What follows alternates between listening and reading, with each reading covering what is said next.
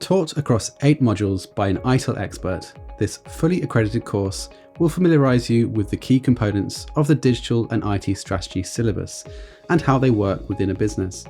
You'll start with an introduction to ITIL DITS before moving on to various essential elements of strategic development in IT. You'll also learn how to plan, create, implement and assess strategic initiatives, as well as take factors like risk and innovation into account. Once you start training, you'll have access to over 18 hours of course material.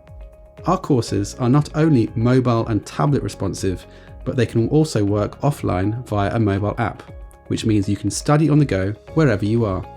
An instructor will guide you through the course and provide expert narration and animated videos to help break down key topics. Learning tips are included to help you to remember key points that will appear on exams, and we also provide downloadable exercises throughout the course.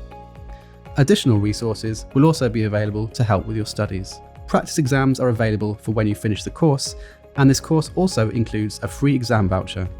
You'll also get complimentary access to our learning environment where you'll find statistics and reports to track your progress along the way. And don't worry, we'll be on hand with expert support for when you need help, so contact us anytime. Want to find out more? Try a free trial or speak to a member of the team today.